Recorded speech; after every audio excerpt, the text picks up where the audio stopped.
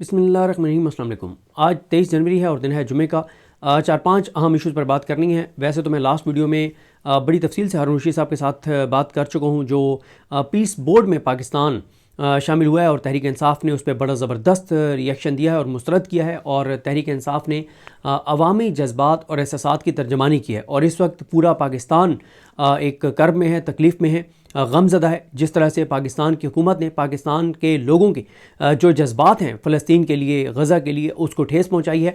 और मैंने जो इनके लिए पिछले 3.5-4 साल में जो इन चेहरों के लिए नफ़रत देखी है, पिछले 2 दिन में उससे ज़्यादा नफ़रत देखी है। हर पाकिस्तानी का दिल छलनी है। लेकिन ज़ाहिर है जो जमात लोगों को सड़कों पर निकाल सकती थी, उसके साथ जो कुछ हो रहा है तहरीक इंसाफ के साथ, वो आपको पता है।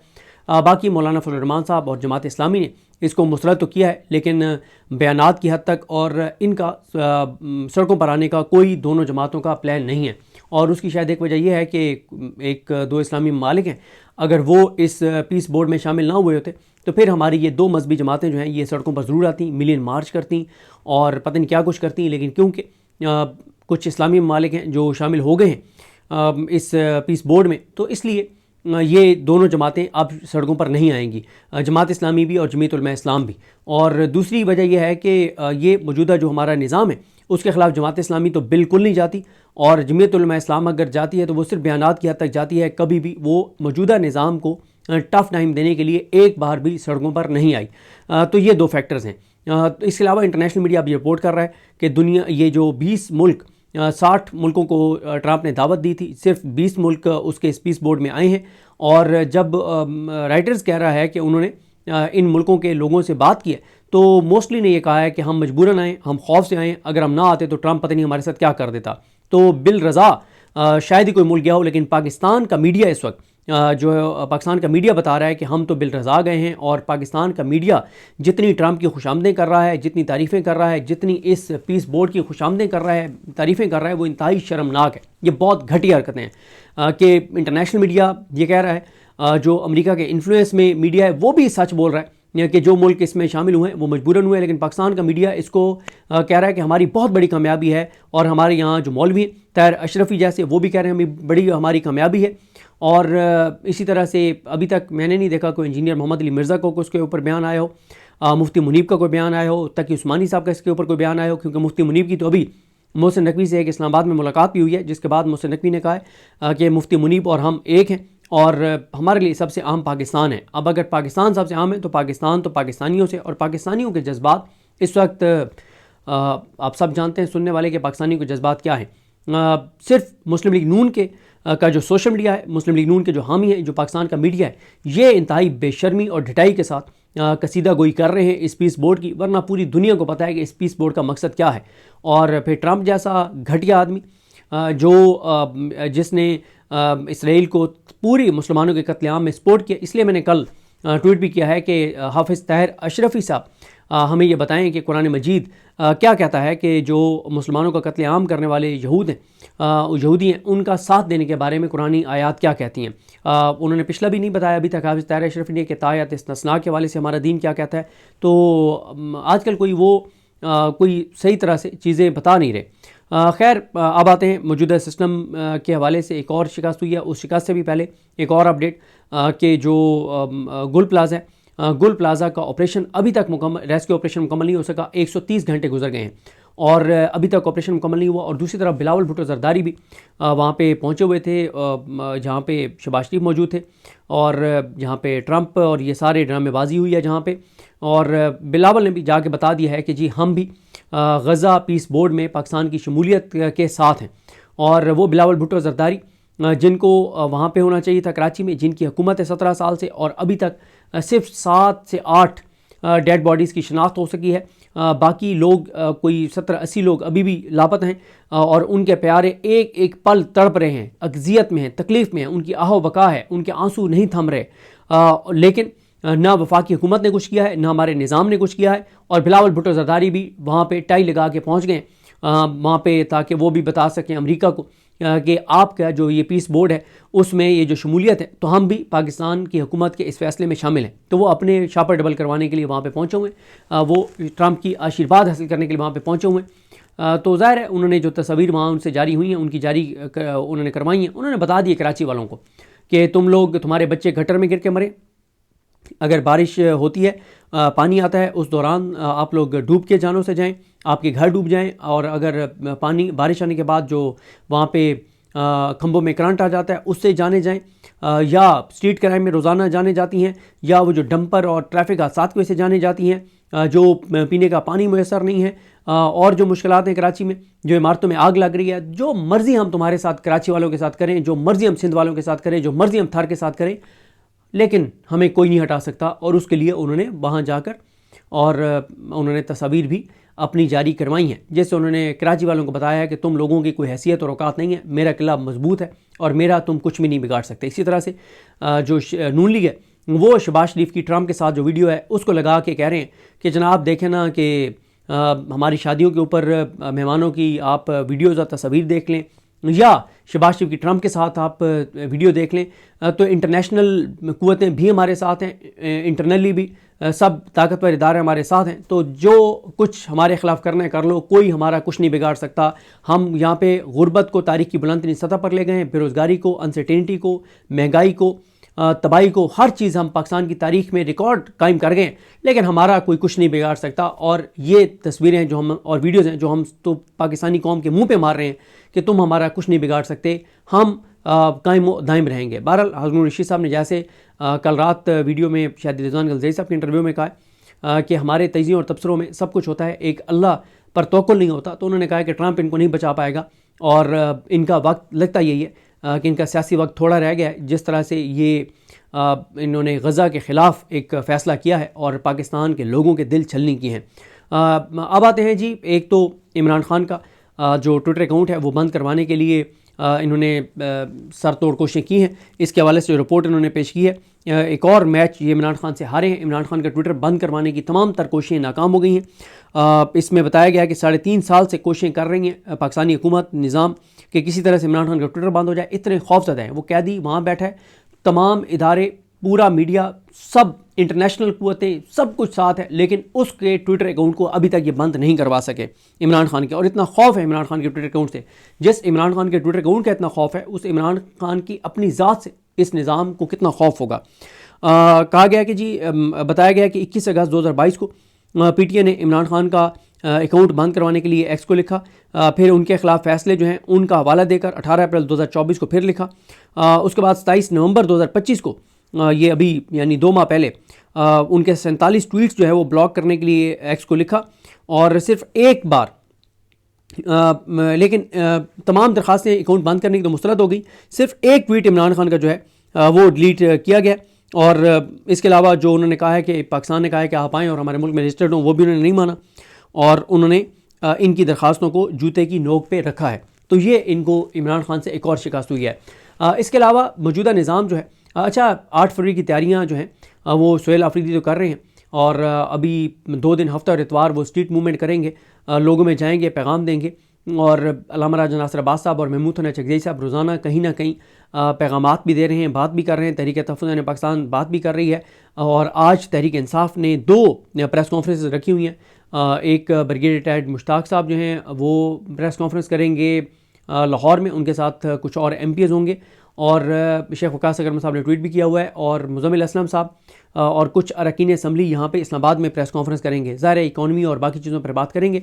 और तहरीक इंसाफ ने जिस तरह से मैंने आपको अर्ज़ किया कि बड़ा दबंग रद्द-ए-अमल दिया है, अमरीकी दबाव को मुस्तरद किया है, जो उन्होंने ये गज़ा पीस बोर्ड के हवाले से जो उन्होंने बयान दिया मुस्तरद किया। लेकिन 8 फरवरी के हवाले से दिन कम रह गया, पंजा आजमाई का वक्त करीब आन पहुँचा है, लेकिन अभी तक तहरीक इंसाफ के MNAs, MPs और टिकट होल्डर्स 90% जो हैं वो 8 फरवरी के हवाले से खामोश हैं। लेकिन PTI का सोशल मीडिया मुसलसल 8 फरवरी के ऊपर फोकस किया हुआ है, और लगता यह है कि 8 फरवरी को तहरीक तहफ़्फ़ुज़ पाकिस्तान को एक बड़ी कामयाबी मिलेगी और बड़े पैमाने पर दुकानें जो हैं वो बंद होंगी। बहरहाल देखते हैं चीज़ें कैसे आगे बढ़ती हैं। बाकी कुछ और शर्मनाक चीज़ें हो रही हैं। एक तो आपने देखा होगा कि साने गुल प्लाजा के बाद MQM बहुत एक्टिव कर दी गई है, और MQM वाले बहुत ज़्यादा बयान दे रहे हैं। ये सिर्फ फ्रॉड है, ये सिर्फ धोखा है, लोगों की तवज्जो हटाने के लिए साना गुल प्लाजा से, और कराची वालों को ये दिखाने के लिए कि कोई तो है जो आपकी जंग लड़ रहा है। हाँ, PTI कराची जो है वो मुझे मुकम्मल तौर पर इसमें नाकाम नज़र आती है, इसको प्रॉपर हाईलाइट करने में, मौसर तरीके से हाईलाइट करने में। तहरीके इंसाफ कराची को जिस तरह से इस मामले को टेकअप करना चाहिए था, सानिया गुल प्लाजा और सिंध हुकूमत की इस नाकामी को, उस तरह से उन्होंने कोशिश तो की है लेकिन वो मौसर साबित नहीं हुई। अब उनको ही फैसला करना है कि वो किस तरह इसको मौसर बना सकते हैं। लेकिन बहरहाल तहरीक इंसाफ कराची जो है वो इस मामले में अभी तक सोशल मीडिया के ऊपर कोई नैरेटिव बनाने में और किसी तरह से यहाँ पे यानी मुल्क भर में नज़र आता कि तहरीक इंसाफ कराची ने कोई टफ टाइम सिंध हुकूमत को दिया है, वो नाकाम हो गए हैं। लेकिन MQM को इसलिए एक्टिव कर दिया गया है ताकि कराची में पीपल्स पार्टी की अपोजिशन के तौर पे MQM का तासुर जाए कि MQM पीपल्स पार्टी की अपोजिशन है। हालांकि ये MQM दर हकीकत MQM पीपल्स पार्टी नून लीग एक ही चीज़ है, इनमें कोई फ़र्क नहीं है। तीनों एक ही जगह रिपोर्ट करते हैं, तीनों को एक ही जगह से कहा गया है कि तुमने इकट्ठे रहना है, तीनों इस हुकूमत में शामिल हैं। और ये सब झूठ और बकवास है जब MQM वाले पीपल्स पार्टी के खिलाफ बात करते हैं। कोई इनकी आपस में मुखालफत नहीं है, ये अंदर से एक है, सिर्फ ये एक दूसरे के खिलाफ बयान दे रहे हैं। अब ये नून लीग वाले बयान दे रहे हैं पीपल्स पार्टी के खिलाफ, 18वीं तरमीम के खिलाफ, पीपल्स पार्टी वाले नून लीग को जवाब दे रहे हैं, MQM वाले पीपल्स पार्टी को अटैक कर रहे हैं, पीपल्स पार्टी वाले MQM को जवाब दे रहे हैं। इन घटिया लोगों को कोई बताए कि 100 जो है वो 30 घंटे हो गए हैं, रेस्क्यू ऑपरेशन मुकम्मल नहीं हो सका। वफाक ने कौन कौन से इदारों को भेजा है, क्या सपोर्ट किया है, कोई अता पता नहीं है, मुकम्मल खामोशी है। शहबाज शरीफ वहाँ लंदन पहुँच गए हैं और ट्रंप के साथ मुस्कुराहटें कर वो बांट रहे हैं। बिलावल भी वहाँ पहुँचा हुए दिखाने के लिए कि हम अमेरिका के साथ में हमारी यस है और पाकिस्तानी निज़ाम के साथ भी हमारी यस है। लेकिन सानिया गुल प्लाजा के जो लवाकिन हैं, अभी तक मैंने नहीं देखा कि कोई हुकूमती शख्सियात उनके घरों में गई हों, और ना ही तहरीक इंसाफ के बहरहाल लोग उस तरह से मुझे नज़र आए हैं कि वो उनके लवाकिन के घर गए हों। तहरीक इंसाफ का भी एक डिस्कनेक्ट है अवामी इशूज़ के साथ पूरे पाकिस्तान के अंदर, सिर्फ कराची में नहीं। और जिस तरह से मैंने कहा कि कराची के इशू को जिस तरह से हाईलाइट करना चाहिए था वो नहीं कर पाए। तो ये सब ड्रामा जो इनको आपस में लड़वाया गया है सानिया गुल प्लाजा से तवज्जो उठाने के लिए, इनकी नाइलियों नाकामियों से तवज्जो उठाने के लिए और MQM को अपोजिशन जमात बनाकर पेश करने के लिए। वरना मुझे बताएं कि अगर पीपल्स पार्टी और नून लीग की लड़ाई है तो अभी ये जो बिल पेश किया था शाजिया मरी ने, उसको तो नून लीग ने भी वोट दिया है, जिस बिल में यह है कि अरकान असम्बली के गोशवारे जो हैं एसेट्स जो हैं वो डिक्लेयर नहीं होंगे। भाई बात यह है कि ये क्यों कहा गया है कि इनके एसेट्स जो हैं वो डिक्लेयर नहीं वो करना चाहते तो नहीं कर सकते। उसकी वजह है कि गोशवारों में हर साल का आता है कि एक रुकन असम्बली के 2023 में असासे कितने थे, 24 में कितने हो गए, 24 में कितने थे तो 25 में कितने हो गए, उससे पता चलता है। और जब कोई चीज़ वो छुपाते हैं तो वो अगर साबित हो जाए तो वो डिस्क्वालीफाई होते हैं। पहले पनामा हुआ, मतलब बहुत सारी चीज़ें ऐसी हुई। अब मसला ये है कि पिछले 4 साल में 35,000 अरब कर्जा लिया गया है, बैरूनी और अंदरूनी 35,000 अरब। वो 4 साल में 35,000 अरब कहाँ लगे कोई पता नहीं है।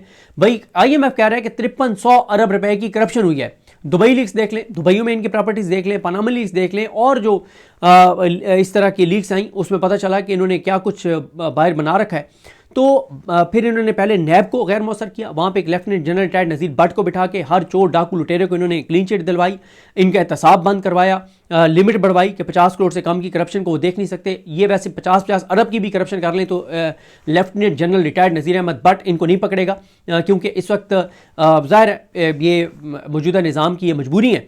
तो मौजूदा निज़ाम इनका एहतसाब करके और इनसे लड़ाई नहीं मोल ले सकता एक ऐसे वक्त में जब इमरान खान से उन्होंने लड़ाई मोल ली हुई है। तो अब इन्होंने ये जो नया कानून बनाया है इस पर जनाब पीपल्स पार्टी, नून लीग सब ने वोट दिए हैं, और ये पीपल्स पार्टी की शाजिया मरी जो है उनका ये बिल था।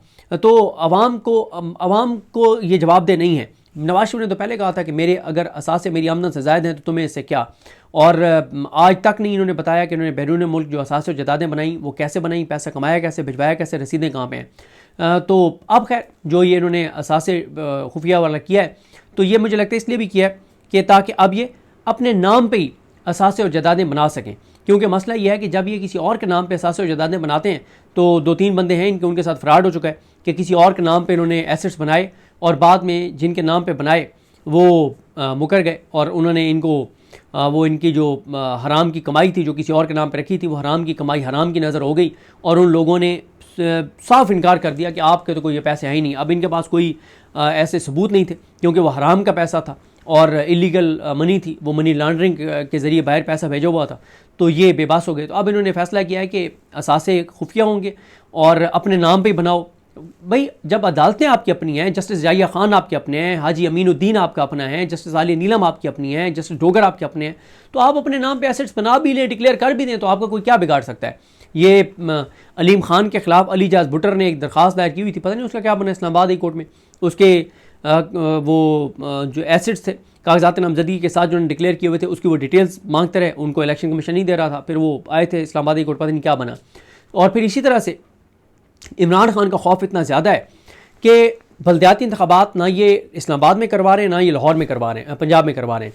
उसके हवाले से 2 दिन से चल रहा है कि जी चीफ इलेक्शन कमिश्नर ने बड़ा हुक्म जारी कर दिया है कि जी मरीम नवाज़ को हम तलब कर लेंगे, भड़के मार के हवाई फायरिंग करके, और 1 महीने का वक्त दे दिया। मुझे याद है जब तहरीक इंसाफ की हुकूमत थी और पंजाब में बल्दियाती इंतखाबात का मामला था, तो काजी फ़ाइज़ ईसा ने यह मामला टेकअप कर लिया था। उस वक्त वो जज थे, और उस वक्त काजी फ़ाइज़ ईसा ने कहा था कि तहरीक इंसाफ पाकिस्तान को तोड़ना चाहती है। तहरीक इंसाफ चाहती है कि लोगों के अंदर नफरत बढ़े, बल्दियाती इंतखाबात ये ना करवाए, लोगों के अंदर नफरत बढ़े और पंजाब पाकिस्तान से अलग हो जाए। ये काजी फ़ाइज़ ईसा ने एज ए जज रिमार्क्स दिए थे। आज कोई अदालत नहीं बोलती, आज कोई जज नहीं बोलता। वो वहाँ पे इस्लामाबाद हाई कोर्ट में दरख्वास्त दायर की बल्दियाती इंतखाबात जो इस्लामाबाद वाले हैं कि इसके हवाले से ये स्टे किया जाए, ये जो नोटिफिकेशन है जिसके तहत डिले किया गया। इस्लामाबाद हाई कोर्ट ने दरख्वास्त मुस्तरद कर दी।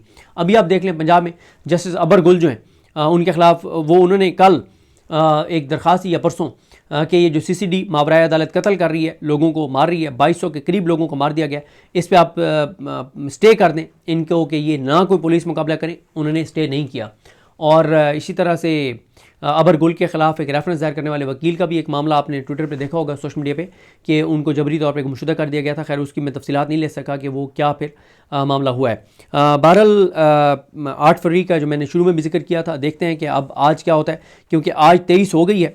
टोटल 8 फरवरी में 15 दिन रह गए हैं, लेकिन तहरीक इंसाफ के MNAs, MPs और टिकट होल्डर्स 90% 8 फरवरी के ऊपर ना तो डोर टू डोर कैंपेन कर रहे हैं, ना वो वीडियो पैगाम जारी कर रहे हैं, ना वो ट्वीट्स कर रहे हैं। तो लेकिन PTI का सोशल मीडिया वो तो बहुत ज़्यादा बात कर रहा है, माहौल बना रहा है। और 8 फरवरी के इंतखाबात 2024 में वो तहरीक इंसाफ के सोशल मीडिया ने जितवाए थे, और अब भी PTI का सोशल मीडिया 8 फरवरी के हवाले से बहुत बात कर रहा है। तो इसके खासे चांसेस हैं कि PTI के MNAs, MPs, टिकट होल्डर्स जो अक्सरियत अब चाबी वाले खिलौने ले ले और अर्दली बन गए, वो कुछ भी ना करें, तब भी PTI का सोशल मीडिया पाकिस्तान के लोगों को इतना पैगाम दे देगा कि 8 फरवरी को बड़ी तादाद में दुकानें बंद हों और गाड़ियाँ सड़कों पर ना आएँ। मुझे अपनी दुआ में याद रखें। अल्लाह हम सबका हामी नासर। अल्लाह हाफ़िज़।